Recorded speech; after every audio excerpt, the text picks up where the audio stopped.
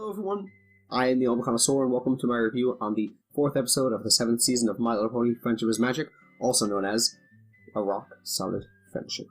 And, well, this was a fun, exciting, action-packed, sort of variety kind of an episode that features a lot of love and sweetness and care, with a really good moral about overextending and trust, and even isolation, because both Maud and Starlight and Pinkie learned lessons. I'm going to say that Pinkie obviously was the center of focus when it came to who learned the biggest lesson, but Maud learned almost just as big of a lesson in, giving things a try and pursuing other things than your ideal or things that you're not so devoted to. And in all honesty, based on past episodes like, I believe it was May the Best Pet Win, Ghastly Gorge didn't seem to be so far away from Ponyville, although obviously they apparently needed a train to go there. Now, one thing that comes to mind is, obviously, why can't Maud just visit Ghastly Gorge and, go and live in Ponyville, where it's safer and not as windy, because we saw the dangers that lie in the gorge.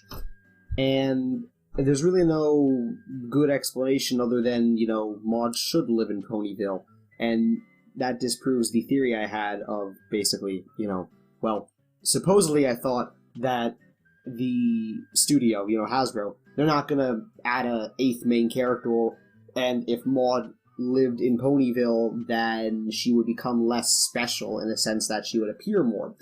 They sort of solved that problem by creating literally a whole, I guess you could say it's a plot hole, but it's the opposite. That's a plot solution, and they basically made a cave opening in the gem cave that Maud now lives in, and we see at the end of the episode. Now, the episode really starts off with Maud, it's a sort of comedic scene, getting her rocktorette. The whole thing is a joke, it's a parody, and it's funny, but the show canon takes it seriously. Like, this is a thing that ponies can get, and that is the title, and you become a doctor. I love that. That was very comedic. Obviously, Pinkie Pie's, over-exaggerated expressions compared to her family was the biggest contrast in the world, and that was to be expected. Then we have the talk about Maud possibly staying in Ponyville, and Pinkie being really, really excited, and a lot of people might say that Pinkie was too excited and too eager, but again, it's Pinkie. You're going to expect that to happen. I'm not going to say that I agree with it. I'm not going to say that Pinkie Pie was, just as excited as she always is. You can tell that it was a little too much because that was what the episode was going for. I liked how Maud and Starlight were being paired up because you could easily say that Maud and Twilight could be paired up because, again, Twilight and Starlight similarities and magic and interests. But Starlight and Maud are, in a way, isolationists. At least their pasts, and, even Maud up until this episode. Starlight isolated herself in her village. Maud has really isolated herself her entire time studying rocks because she's probably been in other lonely places. She's even said how, she wants to give Ponyville a chance because she hasn't been able to focus or study rocks with, anybody else. And that's, a good reason. You want company, you want people with similar interests, and even if Starlight doesn't, know much about rocks, she understands how Maud thinks about the world. And, again, Maud saying that a rock doesn't judge can be compared with anything else. And maybe shows that she was really unappreciated as a foal. And, that would make sense a little. I mean, she was on the rock farm, so she should have been appreciated if she was such a big, fascinator of rocks and just a big learner of rocks. One thing that I really liked was the whole scene in the gorge. We could tell by the windy conditions and by the serpent-like beasts in the caves that it's dangerous. And we could tell that Pinkie was going to save Maud, and that, they would have a big talking to with each other. I think it's very relatable, because I've had friends that, say that they don't belong, they say that they're hated, or they say that you know, they're better off not with friends or things like that.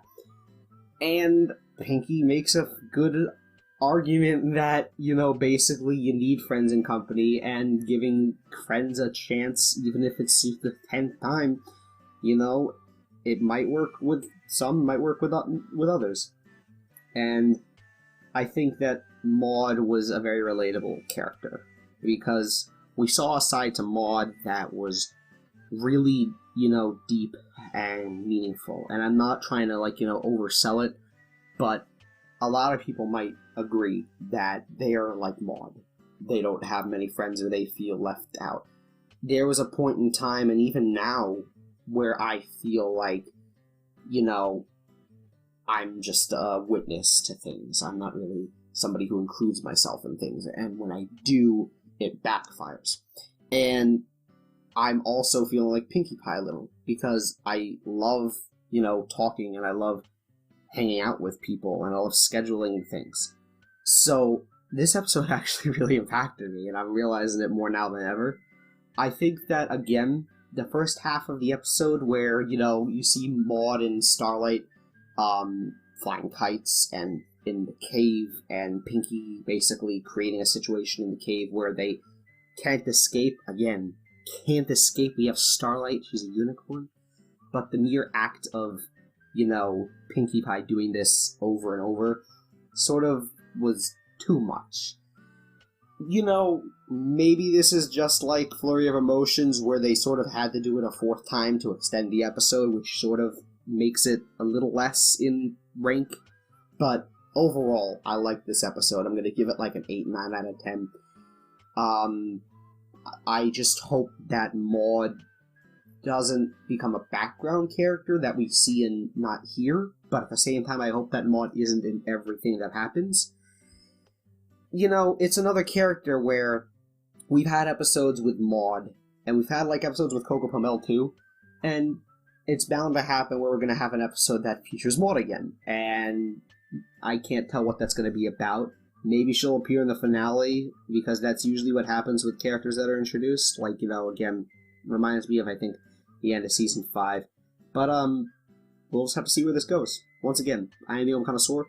I thank you for your time. If you want to stay up to date, please subscribe, and I will also, possibly, again, I'm going to probably upload this on Sunday, but if the episode of Season 7, Episode 5 comes out early, then I'm going to try to edit that and record that and upload it when I can. So, hope you enjoy that.